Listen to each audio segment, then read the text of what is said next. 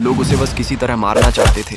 ये बदरिया जो कभी किसी का समोसा तो कभी किसी की रोटी चुरा लेती थी, क्योंकि उसके भूखे बच्चे उसका इंतजार करते थे। एक दिन बदरिया किसी के घर से संतरा चुरा लेती है। तभी ये आदमी बदरिया को पकड़कर उबलते हुए तेल में डाल देता है। बदरिया बेचारी तड़पते हुए भागती है। इधर बदरिया का पति किसी की परवाह नहीं करता था। बदरिया जो चुरा कर लाती वो खा लेता और बस दिन भर सिगरेट पीता रहता था। लेकिन आज बदरिया कुछ चुरा नहीं पाई, तो बदरिया का पति उसको बुरी तरह मारता है और फिर खौलता हुआ गर्म पानी डाल देता है। बदरिया बेचारी बिलबिला जाती है।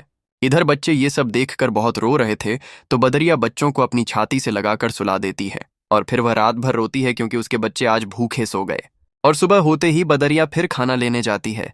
तभी उसका सिगरेटबाज पति उसके एक बच्चा को बाजार ले जाकर मांस की दुकान पर बेच देता है। इधर जब बदरिया घर आती है तो एक बच्चा कम देखकर घबरा जाती है।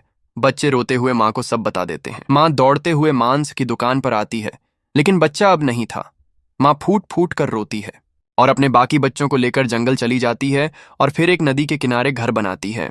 बच्चे भूख से बिलबिला रहे थे तो माँ खाना लेने चली जाती है। तभी एक जंगली शेर बच्चों पर हमला करके बच्चों को मार देता है। जब माँ वापस आती है तो मरे हुए बच्चों को देखकर चीख चीख कर रोती है और फिर बच्चों की याद में नदी में कूदकर अपने प्राण दे देती है। लेकिन आपने फिर भी इस माँ के लिए लाइक और सब्सक्राइब नहीं किया।